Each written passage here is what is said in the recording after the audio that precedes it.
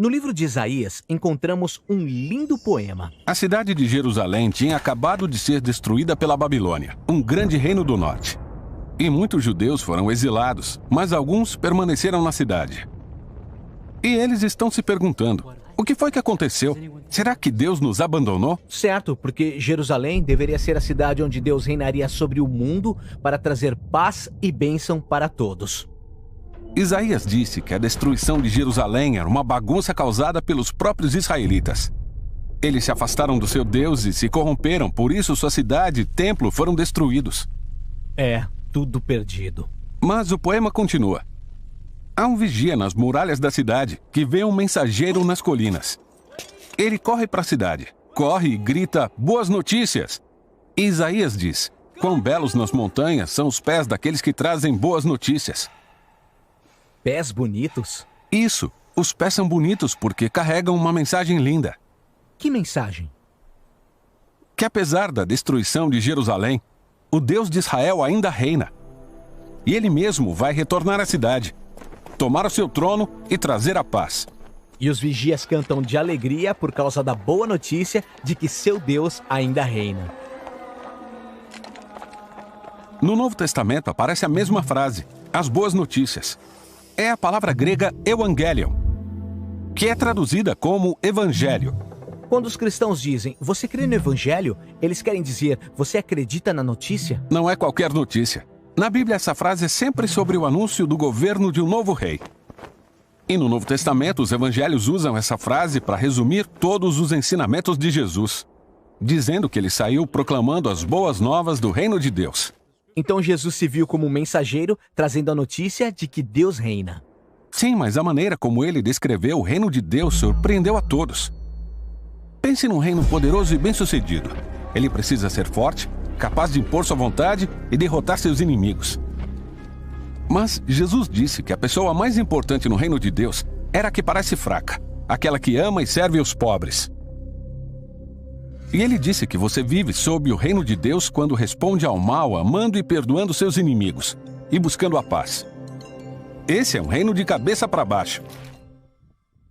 Jesus também disse que esse reino estava chegando com ele. Sim, por exemplo, tem uma história muito interessante de um oficial romano de alto escalão que implora Jesus para curar seu servo. E ele até chama Jesus de meu senhor, reconhecendo que ele é uma autoridade. Jesus elogiou esse homem por reconhecer o que mais ninguém tinha percebido ainda, que Jesus não estava só anunciando o reino de Deus. Ele era o rei. Então se espalha a notícia de que um homem judeu da Galileia está falando e agindo como se fosse o rei de Israel. Ele escolhe 12 discípulos que são uma imagem das 12 tribos de Israel. Ele está curando pessoas e perdoando pecados. E tudo isso ameaçou tantos líderes de Israel que eles decidem matá-lo. E Jesus permitiu isso. Sim, o que é estranho se você está tentando se tornar rei. É verdade, mas para Jesus era isso que tinha que acontecer. Jesus viu o pecado e a devastação de seu povo Israel como uma pequena parte de toda a condição humana. Como toda a humanidade se rebelou contra Deus, resultando em tragédia e devastação do nosso mundo. Então, como Deus vai trazer seu reino sobre um mundo assim? Jesus acreditava que seria por meio de um ato de amor sacrificial por seus inimigos. É por isso que nos evangelhos a crucificação de Jesus é descrita como sua coroação como o rei dos judeus. Ele recebe uma coroa e também recebe um manto. Ele é exaltado, não até o trono, mas na cruz. Quão belos são os pés que trazem boas notícias. E a boa notícia agora é que Jesus derrotou a morte e governa como rei. Que ele mesmo lidou com o nosso pecado e corrupção, vencendo com sua vida e seu amor. E Jesus envia seus seguidores a saírem e continuarem anunciando essa boa notícia do reino de cabeça para baixo. E a convidarem todas as pessoas a seguirem o rei que derrotou a morte com seu amor.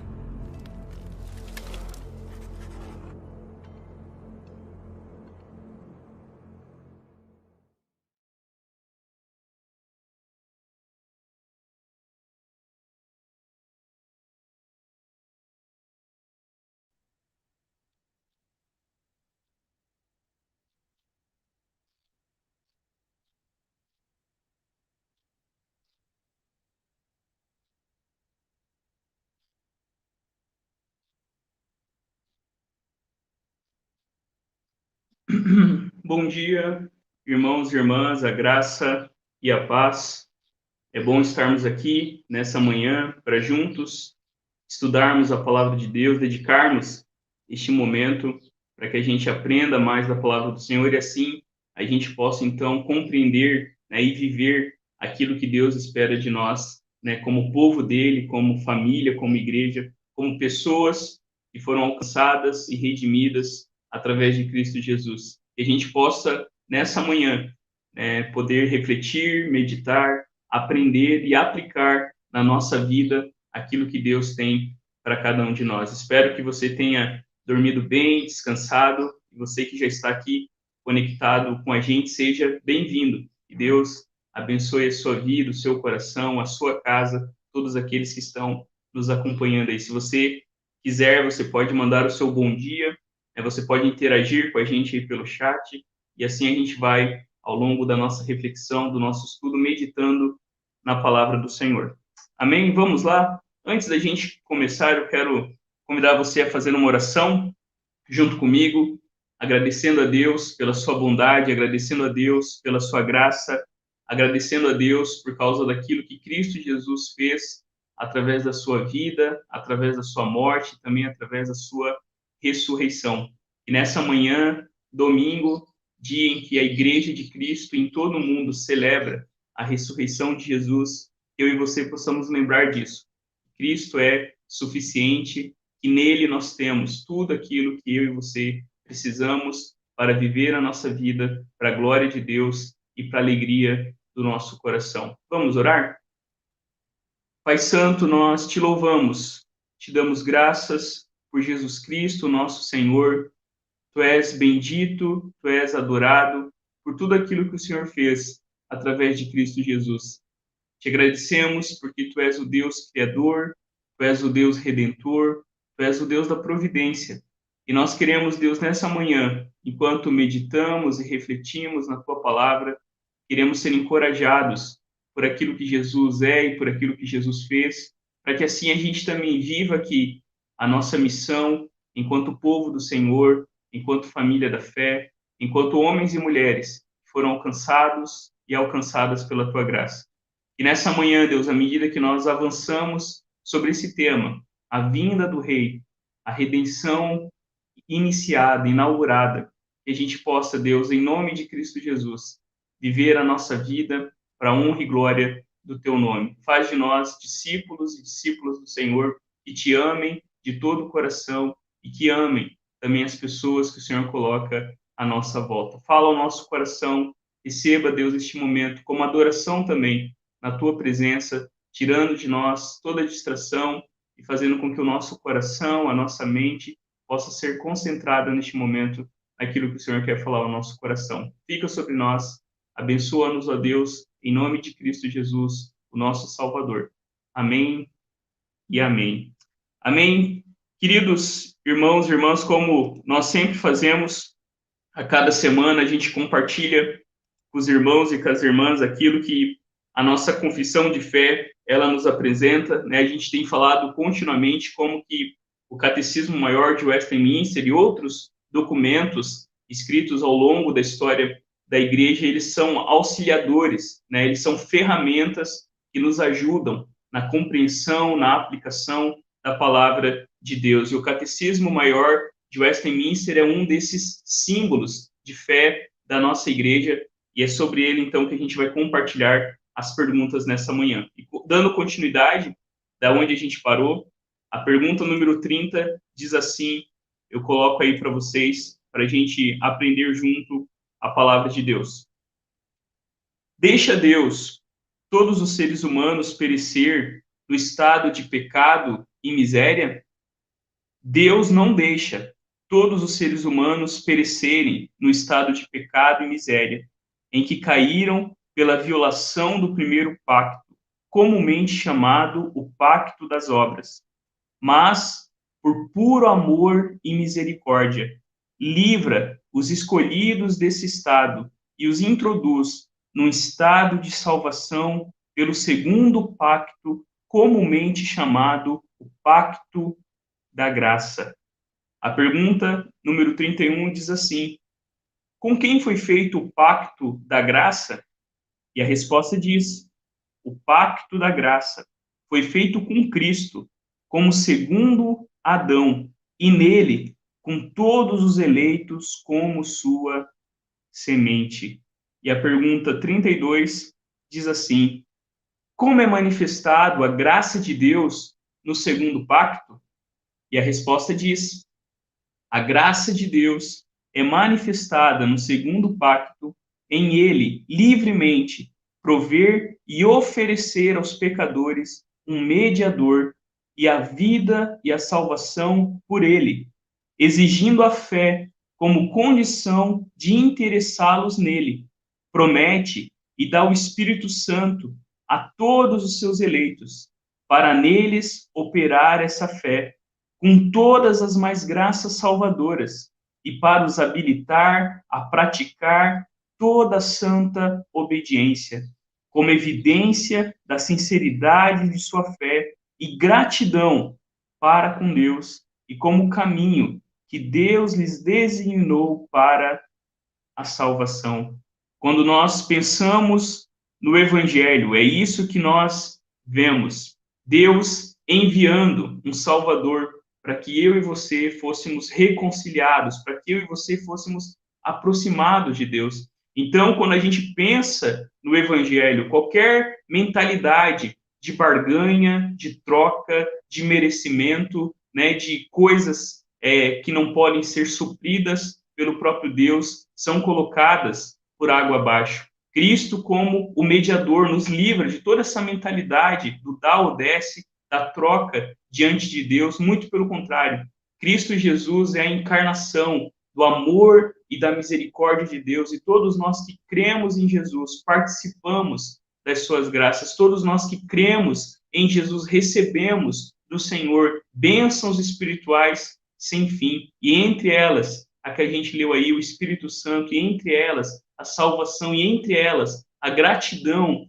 e a alegria de poder agora viver a nossa vida não mais como escravos do pecado, mas agora viver as nossas vidas como pessoas que foram de fato libertos da escravidão do pecado, para então viver a nova vida que Deus nos promete. Que a gente possa, né, diante disso, lembrar que o pacto que Deus tem comigo e com você, que a aliança que Deus tem conosco, que a parceria que foi firmada entre o Senhor e nós, através de Cristo Jesus, não está baseada no nosso desempenho, não está baseada na força do nosso braço, mas está de fato firmada e fundamentada, alicerçada na cruz de Cristo Jesus. E a cruz de Cristo Jesus é o que eu e você precisamos continuamente em todas as esferas da nossa vida, seja no nosso casamento, seja como a gente lida com o nosso dinheiro, seja como a gente lida com uma circunstância, um problema difícil, tantas coisas. O que nós precisamos é lembrar disso. Cristo é, de fato, o nosso mediador, o nosso salvador, aquele que, de fato, nos reconecta, novamente a Deus. Amém? Eu quero aproveitar, antes da gente entrar no nosso estudo, dar um bom dia aqui para aqueles que já se manifestaram aqui. Jussara, bom dia. Ju, Deus abençoe. Você, o Rude, a Igreja de Jaraguá do Sul. Bom ver vocês aqui. A Carol está aí com a gente também. Carol, graça e paz. Deus abençoe você. O Jonatas, o Miguel, Deus abençoe a casa de vocês. A Nelita também participou aqui. Nelita, graça e paz. Bom dia. Que Deus abençoe você. Todos que estão aí com você. O Cauã, o Iago, o Wilson, a Sabrina, a Jussara, que está por aí também. Que Deus abençoe a família de vocês. Amém? Queridos, vamos então, né, continuar aquilo que nós temos refletido na palavra de Deus, sobrevoando a palavra, o tema daquilo que nós temos conversado.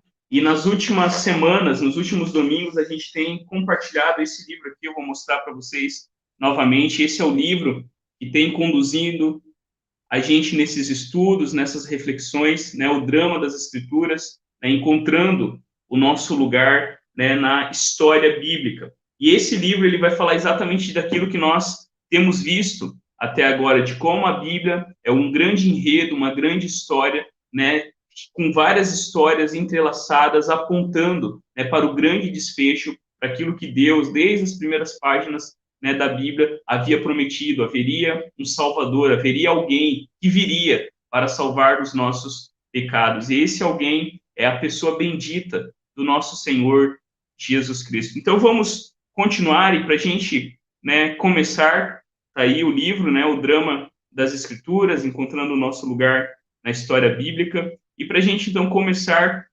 lembrando aquilo que a gente tem visto até agora, eu coloquei para você a divisão, né, dos livros, de como eles acontecem. E até agora a gente viu, então, Deus estabelecendo o seu reino, e a gente viu como que a criação manifesta o poder, a criatividade, a beleza de Deus, né? Deus criando todas as coisas com um propósito, Deus criando todas as coisas para a sua glória e para o seu próprio deleite, né? Deus tem prazer na sua criação, mas a gente viu no ato 2 que houve uma rebelião no reino de Deus. E nós somos, então, levados a refletir sobre a rebelião dos homens e das mulheres que quiseram, né, desejaram ser Deus à sua própria maneira. Eles foram criados à imagem de Deus, mas enganados pelo mal, eles queriam tomar o lugar de Deus e definir, em vez de Deus definir o que é certo, o que é errado, o que é casamento, o que é sexualidade, o que é isso, o que é aquilo, homem e mulher usurparam o lugar de Deus, e por causa disso, então, eles foram expulsos, né, do jardim, expulsos da presença de Deus. Mas, no ato 3, a gente vê como que o próprio Deus, o rei, escolhe Israel e tem, então, a redenção iniciada. Deus, ele toma a iniciativa, chamando Abraão, chamando seus filhos, fazendo uma aliança, fazendo um pacto e prometendo que, através daquela família, o mundo todo poderia experimentar novamente a graça, a presença e serem novamente portadores da imagem de Deus, manifestando, assim, o amor de Deus, a justiça de Deus, a misericórdia de Deus sobre todo o mundo. E a gente viu, então, né, longamente, a gente viu alguns domingos, através desse ato 3, a história de Israel, com os juízes, os reis, os profetas, o próprio exílio, a própria destruição de Jerusalém. E a gente terminou, então, falando desse interlúdio, né, desse relato do reino aguardando um desfecho. E a gente viu, então, como, né, aqueles 400 anos ali, que são comumente conhecidos como o período, né, do silêncio de Deus, a gente vê o próprio povo, né, desolado, esperando ainda a redenção, né, do povo de Deus, a redenção de quando Deus finalmente viria, estabeleceria o seu reino, né, se manifestaria e colocaria definitivamente todos os inimigos, todo o mal e todo o pecado no seu devido lugar. E hoje a gente então inicia esse ato 4 aí, a vinda do rei, a redenção, né, realizada. E a gente vai então refletir, né, na pessoa de Jesus, na obra de Jesus, e como em Jesus Deus de fato está fazendo novas todas as coisas. Para a gente começar, como a gente sempre tem feito também, né, para falar sobre esse ato 4, a vinda do rei, a redenção realizada, né, que está na página do livro ali entre 153 e 203, eu quero convidar você a abrir a Bíblia comigo. E a gente vai ver 3 textos, se você puder aí, isso é a importância, né, da Bíblia impressa, talvez você tem só no celular e talvez você está aí acompanhando, mas se você tem a Bíblia aí, você puder, abra em Gênesis capítulo 3, versículo 15, no mesmo capítulo, quando a gente vê a queda, né, do homem e da mulher, a desobediência dos nossos primeiros pais, nesse mesmo capítulo, a gente vê a promessa da graça de Deus. Nesse mesmo capítulo, né, que é conhecido como o proto-evangelho, a semente do evangelho, o início do evangelho, em Gênesis capítulo 3, versículo 15, a gente lê assim: Deus dizendo à serpente: porém inimizade entre você e a mulher, entre seus descendentes e os descendentes dela. Eles procurarão esmagar-lhe a cabeça, e você tentará morder-lhes o calcanhar.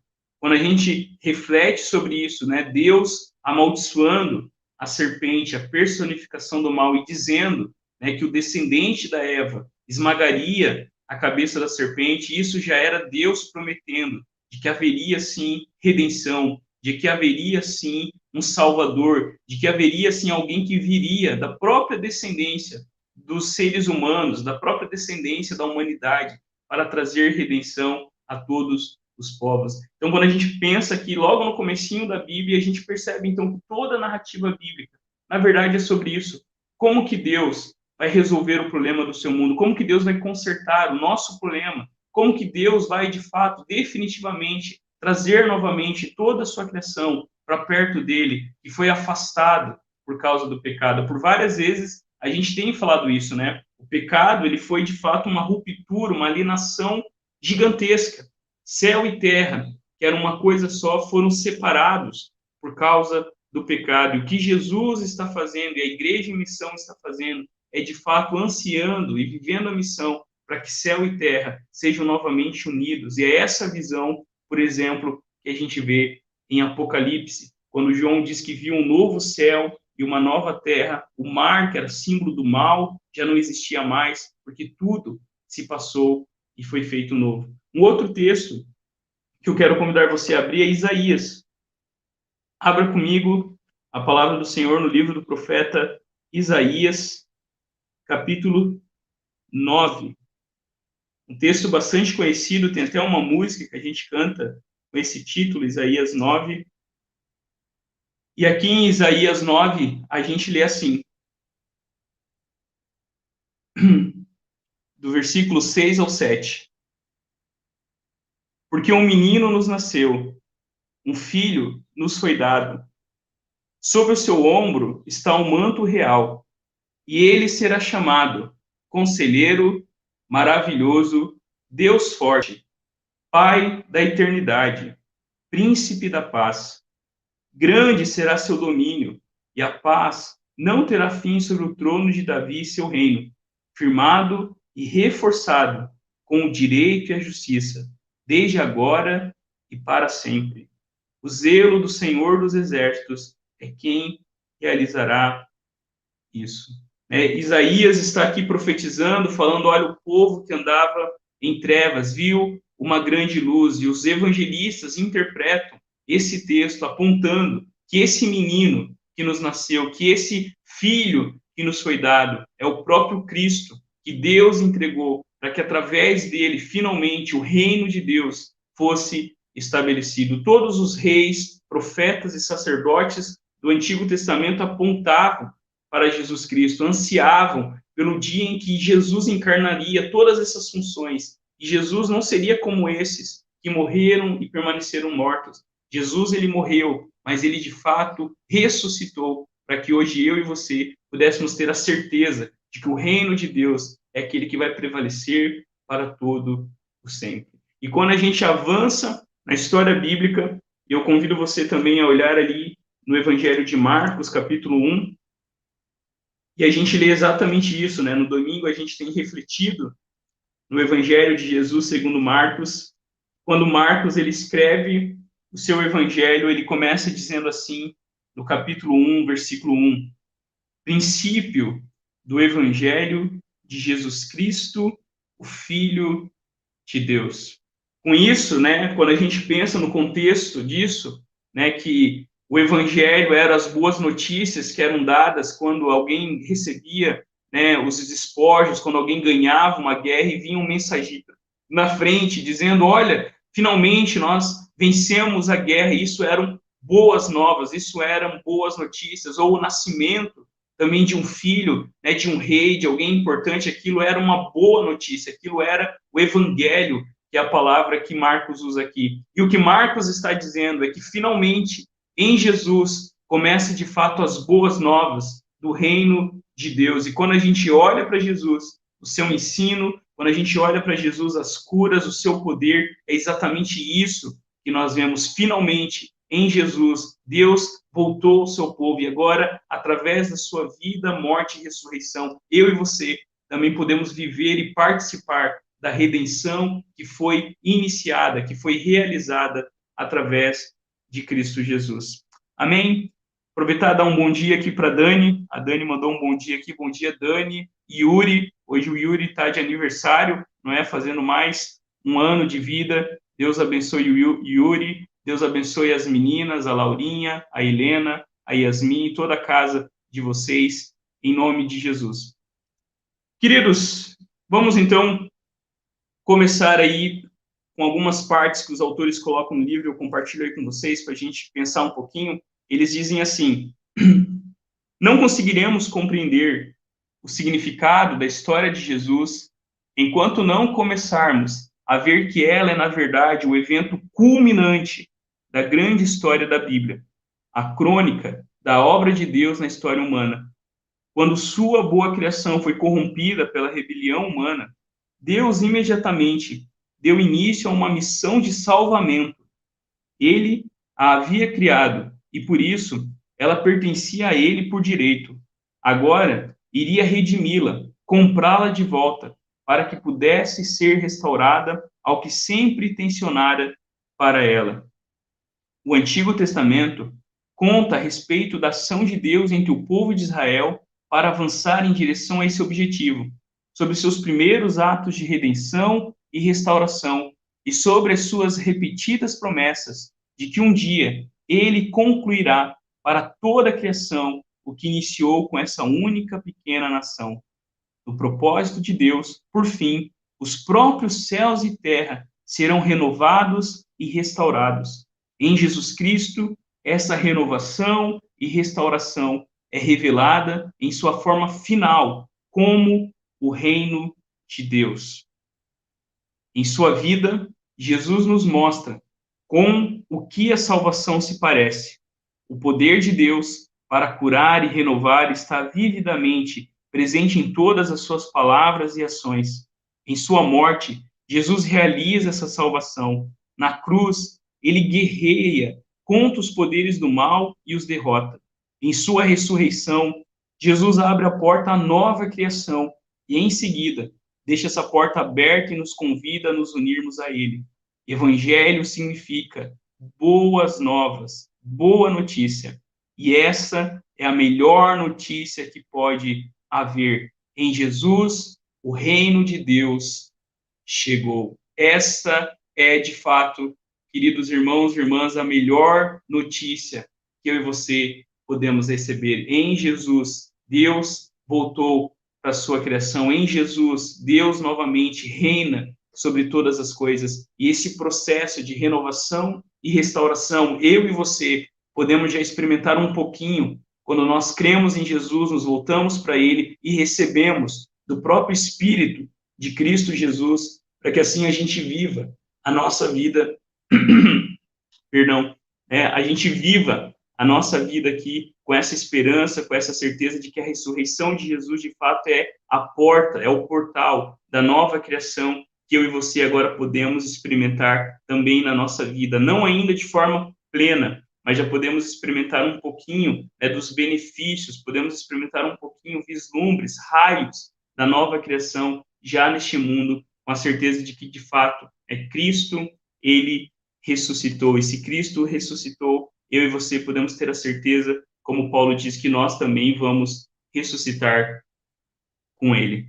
Eu coloquei aí também, gente, um mapinha para a gente pensar um pouquinho, sobre esse contexto geográfico. Às vezes a gente pensa na narrativa bíblica e a gente quase não para pensar, e refletir como que era ali a Palestina, no tempo de Jesus. Eu coloquei para vocês esses dois mapas aí que nos ajudam um pouquinho a gente entender, mais ou menos a região onde Jesus viveu, onde Jesus ele, fez o seu ministério. E eu vou apontar aqui para vocês essa região aqui, ó, que eu estou apontando para vocês, é a região da Galileia, Cafarnaum, que provavelmente é a casa de Pedro, onde Jesus passou boa parte do seu ministério, está aqui, e Jesus passou a maior parte, do seu ministério aqui na Galileia. Aqui estão as Decápolis, quando Jesus atravessa para a região, dos gentios, ficava nessa região aqui, e à medida que a gente avança no Evangelho, é esse percurso aqui que Jesus vai fazendo, até chegar aqui em Jerusalém, na região da Judéia, Esses círculos aqui, eles representam o poder romano nessas regiões, Aqui Decápolis, aqui a gente tem Tetrarca de Filipe, e também aqui a região onde Pôncio Pilatos reinava como governador depois da morte de Herodes Arquelau. E aqui no outro ladinho também é o mesmo mapinha, falando exatamente disso, de como quando Jesus ele nasce, né, Nazaré, Belém, onde Jesus nasce, está aqui, pertinho de Jerusalém, e a cidade onde Jesus cresceu fica aqui, na região sul do Mar da Galileia, em Nazaré. Isso é importante, né, para a gente compreender melhor a história bíblica e para a gente também compreender, né, que o ministério de Jesus se deu num espaço muito pequenininho, né, uma região, como alguns dizem, menor, né, que muitas cidades, estados até brasileiros, né, então foi nessa região que Jesus aí, ele gastou, né, os seus anos no seu ministério público, foi nessa região que Jesus nasceu e cresceu. Continuando, então, a gente vai falar um pouquinho, então, sobre como os evangelhos que nós temos aí na Bíblia, Mateus, Marcos, Lucas e João, eles apontam, né, para essa realidade, como que eles contam, né, aquilo que Jesus fez, aquilo que Jesus ensinou, e de como isso era, de fato, né, o início do reino de Deus. Os autores no livro, eles dizem assim: logo, muitas dessas histórias foram registradas e começaram a ser compiladas em narrativas mais completas acerca da vida de Jesus. Ao menos 4 autores aceitaram esse desafio, escrevendo os livros que chamamos de Mateus, Marcos, Lucas e João. Chamamos esses livros de evangelhos, porque o seu propósito principal é contar a boa notícia a respeito de Jesus. Nele, o novo dia de Deus finalmente irrompeu. Quando a gente olha para os evangelhos, eu coloquei para vocês também isso, cada um dos evangelistas, eles vão contar essa grande notícia, essa boa notícia, essa maravilhosa notícia, à sua maneira. Cada um dos evangelistas, eles vão destacar algum prisma daquilo que eles achavam importante, que os seus ouvintes deveriam considerar. E quando a gente pensa, por exemplo, em Mateus, que escreve principalmente, né, para judeus, né, Mateus, ele começa o evangelho de Jesus dizendo que Jesus é o rei dos judeus, de que Jesus, de fato, é o descendente de Abraão e de Davi. E quando Mateus escreve isso, a gente vai perceber que no próprio livro de Mateus há 5 discursos, né, fazendo alusão ao próprio Pentateuco, e isso era o que Mateus queria passar para os seus ouvintes, que de fato Jesus era o rei prometido, que Jesus é de fato o cumprimento de tudo aquilo que Deus prometia por todo o Antigo Testamento. Quando a gente pensa em Marcos, e Marcos, né, é colocado como o primeiro evangelho a ser escrito, e Marcos ele escreve principalmente para os romanos, e Jesus então ele é apresentado como o servo do Senhor. Jesus é apresentado como aquele que deveria realmente sofrer, como aquele que deveria realmente ser rejeitado, como aquele que deveria realmente ser humilhado. E Marcos então conecta o evangelho, conecta a grande história de Jesus, nos lembrando dos profetas, lembrando do profeta Isaías, de que uma voz clamaria no deserto: preparem o caminho do Senhor, endireitem as suas veredas. Quando a gente pensa em Lucas, Lucas ele escreve o seu evangelho principalmente para os gentios, e Lucas apresenta Jesus como o Salvador do mundo. E quando a gente olha lá no evangelho de Lucas, Lucas ele conecta a história de Jesus com a genealogia de Adão. Com isso que Lucas está pintando para a gente, é que Jesus de fato é o Salvador do mundo, é aquele que todos os homens e todas as mulheres que pecaram e que foram separados de Deus no primeiro Adão, agora são salvos e redimidos através de Cristo Jesus, o segundo Adão. É interessante que é também no Evangelho de Lucas que a gente vê as parábolas mais belas, né, sobre o amor e a misericórdia do nosso Deus. É em Lucas que nós vemos naquela clássica história do filho pródigo, mostrando que Deus, né, aquele que, como aquele pai, perdoa o filho que o rejeitou, que o abandonou, e o coloca novamente na mesma posição, apesar de ter gastado toda a herança, né, em coisas supérfluas. E João escreve o seu evangelho para a igreja, o último evangelho a ser escrito, e ele apresenta Jesus como o Filho de Deus. E é muito interessante quando a gente pensa nisso, né? João, quando ele escreve o seu evangelho, ele conecta a gente à criação. Assim como lá em Gênesis, a gente lê, né? No princípio, Deus criou os céus e a terra. Em João, ele começa o seu evangelho dizendo, olha, no princípio era o verbo estava com Deus, o verbo era Deus. E assim, então, João, na sua própria carta, ele vai dizer isso, né? Que nós apalpamos o autor da vida, aquele que era a palavra que se fez carne e habitou entre nós, cheio de graça e de verdade. Então, quando a gente pensa nos evangelhos, irmãos, a gente precisa ter isso em mente. Jesus, ele não surge num vácuo, mas que Jesus, ele vem em cumprimento das promessas de Deus por todo o Antigo Testamento. Jesus é a revelação exata, ele é a plenitude, como diz o texto bíblico, da divindade. Em Jesus está incorporado a própria divindade do Senhor. Seguindo, uma outra coisa que a gente vê também é que em sua vida Jesus ele torna conhecido o reino de Deus. A gente que tem estudado o Evangelho de Marcos, né, nos domingos, a gente sabe que havia uma expectativa judaica pelo reino de Deus. O reino de Deus não era uma coisa estranha, né? O reino de Deus era algo que todo o povo de Deus ansiava, quando finalmente Deus estabeleceria o seu reino. A gente precisa lembrar, né, que o sentimento do povo é de que algo ainda está para acontecer. Não é à toa, quando a gente olha naquele contexto ali que a gente viu também do período, né, entre o Antigo e o Novo Testamento, haviam muitos grupos, né, que nutriam uma esperança, que nutriam um anseio para quando finalmente Deus viria e estabeleceria o seu reino. E sobre isso, os autores dizem o seguinte: toda a missão de Jesus se volta ao tema central do reino de Deus. Ele proclama isso em suas primeiras palavras no Evangelho de Marcos. O tempo chegou, o reino de Deus está próximo. Arrependam-se e creiam nas boas novas. Mas Jesus continua. Não somente o reino de Deus finalmente chegou a Israel, o reino veio nele mesmo.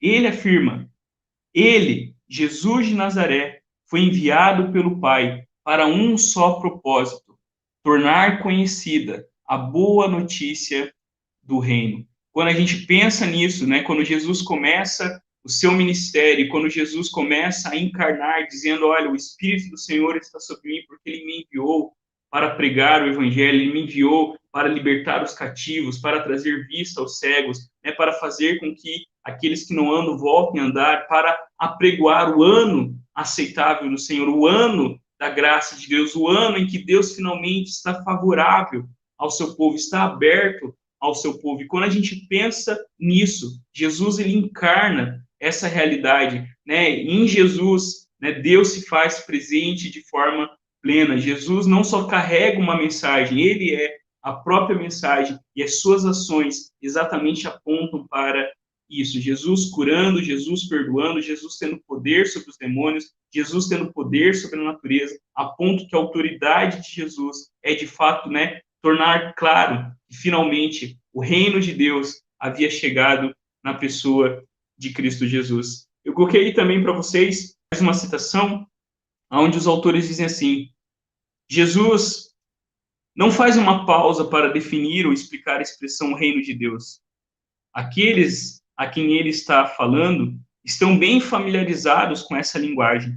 Afinal de contas, há uma expectativa comum generalizada entre os judeus da Palestina do primeiro século e da diáspora, de que Deus está prestes a agir, logo, subitamente, em amor e ira e com grande poder, para renovar a sua criação e restaurar o seu reino sobre o mundo todo. Mas até que Deus haja, como se deve viver na expectativa desse dia? De que maneira a vinda do reino pode ser apressada e os odiados romanos expulsos? O que Deus exige do seu povo? E quando a gente pensa, eu coloquei novamente para você, só para a gente pensar, que haviam vários grupos que tentavam responder isso. Os zelotes, eles, por exemplo, promoviam a revolução. Os saduceus, eles faziam concessões às autoridades romanas. Os fariseus, eles ensinavam uma separação cultural e religiosa radical. Os essênios, eles defendiam a reclusão completa. Eram 4 abordagens diferentes e, ainda assim, elas estão ligadas por uma aversão comum aos gentios. Um profundo ódio, ou ao menos cautela, para com todos aqueles que estão fora da aliança. Eu coloquei ali embaixo para você uma imagem meio que representando exatamente cada um, desses grupos que haviam ali no contexto em que Jesus nasce, no contexto em que Jesus começa o seu ministério. Eu coloquei ali para você, para a gente, quando pensar nesses grupos que já existiam há muito tempo, a gente viu as próprias sinagogas, esses próprios grupos surgiram como tentativas de manter acesa a esperança e a chama daquilo que Deus faria, mas todos eles tinham algo em comum, uma aversão aos que não eram judeus, uma aversão àqueles que eram pagãos, àqueles que eram gentios, àqueles que não faziam parte da aliança de Deus. Havia, né, uma separação entre todos esses grupos, em que os gentios e os judeus, né, eram povos totalmente diferentes. Mas quando a gente vê Jesus agindo, o que Jesus faz? Né, Paulo vai dizer isso na sua carta, né? Jesus, ele quebra o muro da separação, o muro de inimizade, faz de dois povos, de dois grupos, um só corpo, uma nova humanidade nele. E sobre isso, os autores dizem o seguinte: e nessa perspectiva, e nesse contexto, aparece Jesus, que se recusa a adotar qualquer dessas perspectivas. Seu caminho é espantosamente diferente. É o caminho do amor e do sofrimento. Amor aos inimigos, em vez de sua destruição. Perdão incondicional, em vez de retaliação. Prontidão a sofrer, em vez do uso da força.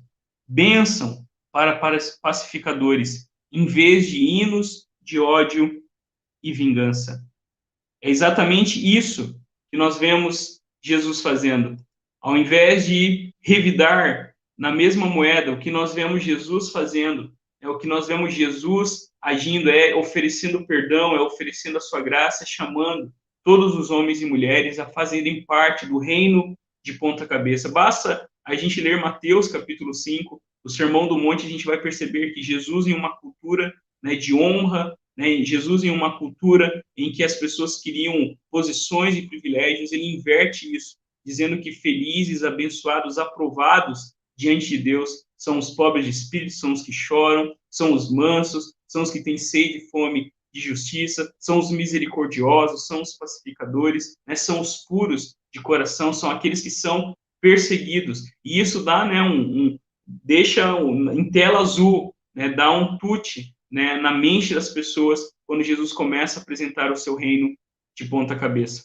Ainda os autores colocam, né, que Jesus, ele se prepara para a sua missão do reino. E aqui a gente vai ver, né, os primeiros anos, o batismo e a tentação de Jesus, e assim então a gente chega ao fim da nossa aula nessa manhã. Os autores dizem assim: cada autor dos evangelhos está interessado em nos mostrar que as histórias que ele conta a respeito da vida de Jesus devem ser entendidas como episódios que ocorrem no contexto de uma história muito mais ampla. O nascimento de Jesus é a encarnação de Deus na história humana. Quando a gente pensa sobre isso, é interessante a gente pensar, né, que a maneira como é descrito o nascimento de Jesus de maneira miraculosa, não é isso que nós vemos nos evangelhos, o anjo aparecendo, anunciando a Maria que ela seria a mãe do Salvador, de que através dela, né, Deus então começaria, né, o processo de salvamento, de redenção, de resgate do seu povo. A gente vê também, né, o anúncio é feito a pastores marginalizados. Isso é uma coisa que a gente precisa considerar. Os primeiros que recebem, né, a notícia, os primeiros que recebem o convite do nascimento do Salvador não eram os poderosos, muito pelo contrário, né, o imperador e os próprios religiosos estavam com uma pulga atrás da orelha, estavam preocupados, né, quando os magos ali disseram que o Messias, o rei dos judeus, havia nascido, mas o anúncio é feito para os pastores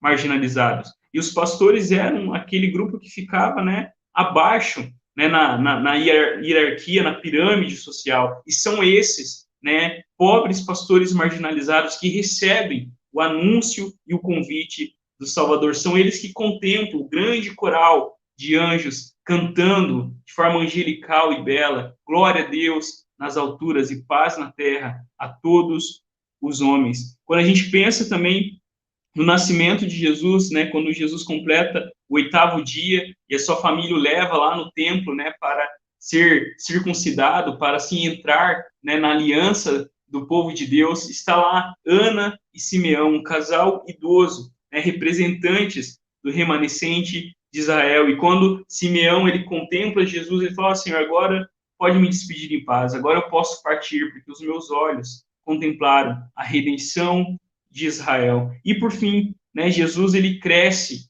em Nazaré, e o único episódio que a gente sabe aí da vida de Jesus antes do seu ministério público é quando, com 12 anos, ele vai até o templo, ele se perde dos seus pais, e quando eles o encontram, lá está Jesus ensinando e deixando, né, os escribas, os doutores da lei, assustados com a sabedoria que Jesus possuía, da própria narrativa bíblica. E quando a gente pensa, então, sobre isso, né, eu coloquei para vocês, a missão pública de Jesus começa com o seu primo João Batista, que se apresenta na Palestina como profeta, trazendo uma mensagem de Deus.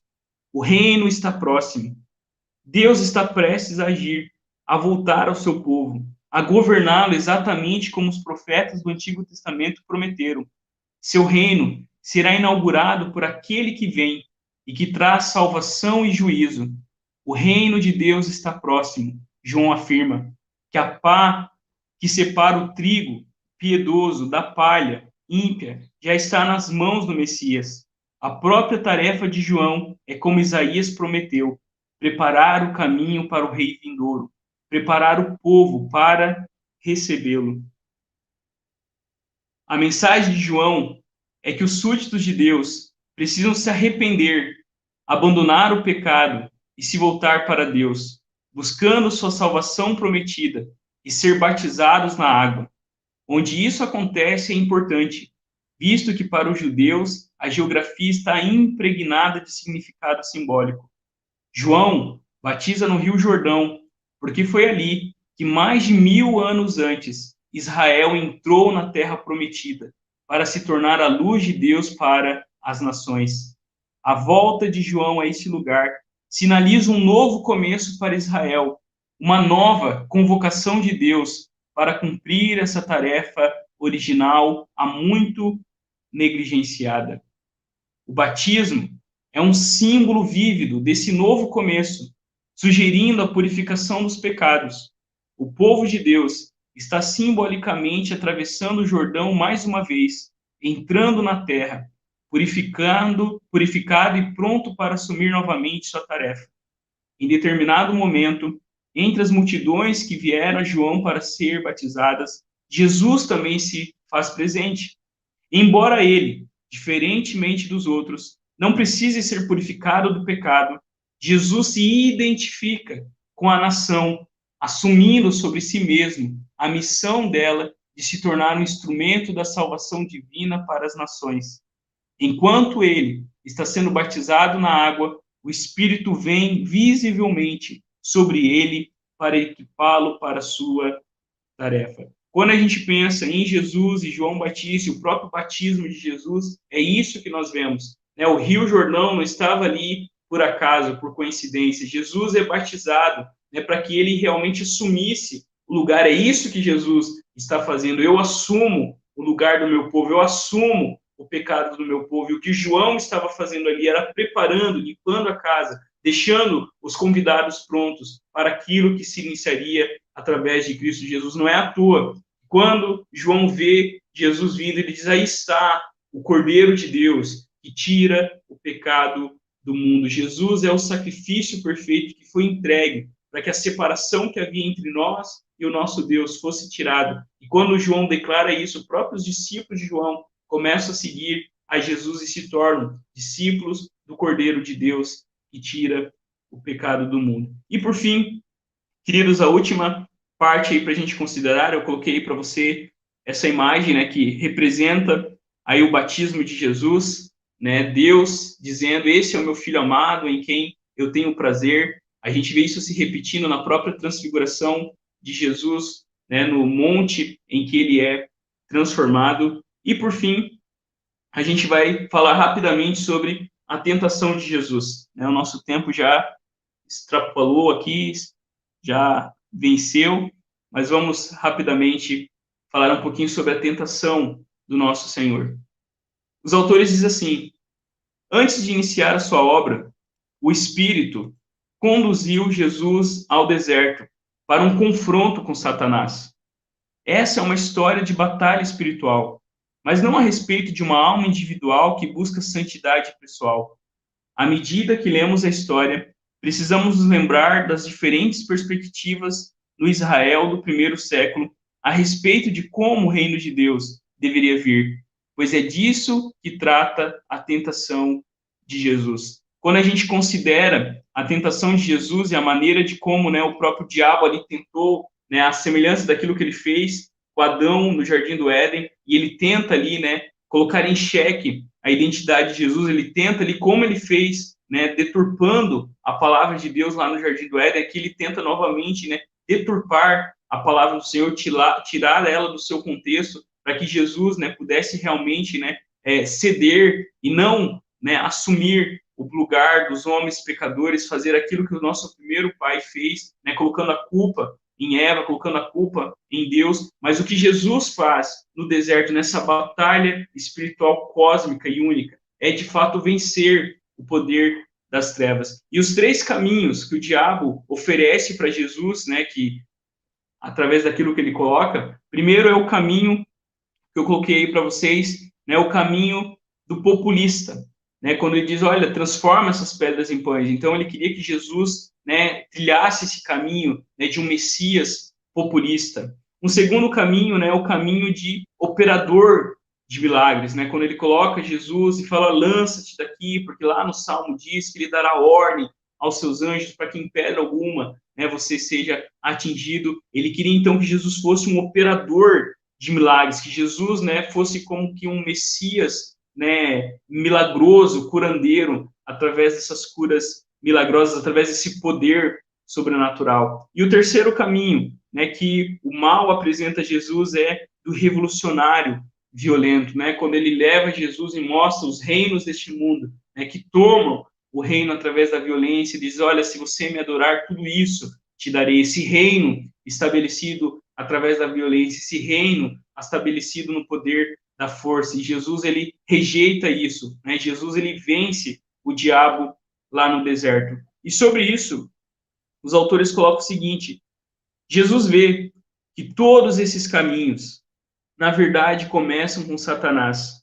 E ele se recusa a alterar sua própria missão para se conformar às expectativas populares do que o Messias de Deus deve ou não deve ser. Em vez disso, ele escolhe a estrada difícil para o reino, a estrada do serviço humilde, do amor doador e do sacrifício sacrificial e do sofrimento sacrificial. O caminho de Jesus é o caminho da cruz, capacitado e guiado pelo Espírito Santo e resoluto em seu senso de chamado como Messias, Jesus está pronto para iniciar sua missão que recebeu do Pai. O caminho que Jesus trilha não era o caminho fácil que foi apresentado pelo mal, mas o caminho que Jesus sabe que tem que trilhar é a cruz do Calvário. E tudo que Jesus faz nos evangelhos estão nos apontando para isso. O seu batismo, a sua vitória na tentação apontam exatamente para isso. Jesus finalmente veio nos salvar. Amém? Queridos, semana que vem a gente continua aí falando a segunda parte sobre a vinda do reino. A gente vai terminar por aqui. A gente quer manter aí uns 40 minutos de aula. Eu já passei, né, uns 15 minutos desse horário. Mas o que a gente quer realmente, né, encorajar você a, quando você pegar a sua Bíblia, você procurar entender essa grande história e como Deus, né, ele encaixa as nossas pequenas vidas, os nossos casamentos, a criação dos nossos filhos e tantas coisas que a gente vive hoje, né, na sua grande história. Deus está chamando eu e você, homens e mulheres, pais e mães, esposos e esposas, filhos e filhas, irmãos e irmãs, para que a gente também viva a missão de Deus. E quando a gente olha para Cristo Jesus, é isso que realmente a gente percebe. Na semana que vem, a gente continua refletindo sobre Jesus e o seu ministério na Galileia. Amém? Eu convido você a fechar os seus olhos. Vamos fazer uma oração? Pai Santo, nós te agradecemos por essa manhã. Obrigado, Deus, pelo teu amor. Obrigado porque o Senhor veio pessoalmente, com graça e misericórdia, nos salvar na pessoa de Cristo Jesus. Obrigado, Jesus, porque tu venceste. Obrigado porque tu foste fiel. E agora, cada um de nós podemos também viver a nossa vida, podendo ter um pouquinho daquilo que o Senhor conquistou na cruz do Calvário. Que sejamos movidos e constrangidos pelo teu amor a viver a missão do Senhor, a anunciar através da nossa vida, através do Evangelho, que Jesus Cristo vive e reina para todo sempre. Fica sobre nós, abençoa as nossas vidas, as nossas casas, o nosso mundo, ó Deus. Em nome de Jesus, amém e amém. Amém. Queridos irmãos e irmãs, eu vi que o Jonatas também comentou aqui. Deus abençoe meu irmão e todos aqueles, né, que estão aqui acompanhando. Vi que a Dona Lúcia, né, Dona Lúcia, um grande abraço. A Dona Lúcia é uma irmã querida lá da igreja da Água Rasa, em que eu fui seminarista lá em 2017. Deus abençoe a sua vida, toda a sua família, em nome de Jesus. Amém? Queridos, fiquemos na paz do Senhor. Não se esqueça, hoje à noite a gente tem o culto ao nosso Deus. Você é convidado a estar com a gente. Não fique em casa, se esforce para estar em comunhão, né? Vir ao culto é muito importante. É importante para você, é importante para os irmãos que estão aqui, né? Dietrich Bonhoeffer diz que a própria presença de um outro irmão é sinal da graça de Deus, é um encorajamento para que eu e você também possamos viver a missão de Deus. Amém? Queridos, que Deus abençoe as nossas vidas, fique na paz, almoce, descanse bem à tarde e desacelera um pouquinho para que todos juntos possamos estar aqui adorando a Deus, ouvindo a sua palavra. Se prepare, hoje nós celebramos a mesa do nosso Salvador. Que Deus abençoe o seu domingo, em nome de Jesus. Amém. Fiquem na paz. Você não sabe o que vai acontecer amanhã. Até ontem, tudo estava certo. Agora não está mais. Sua liberdade, vida social, planos, tudo mudou. Cada dia uma nova notícia. E você já não sabe em qual delas acreditar. É tanta informação, tantos sentimentos ao mesmo tempo. O medo te invade como um vírus. Mas não entre em desespero. Mesmo que o mundo não seja mais o mesmo. Mesmo que você não puder fazer nada por isso. Calma. Existe uma paz maior que o medo. Uma paz acessível, presente, que te ajuda a superar isso. Descubra essa paz em Jesus.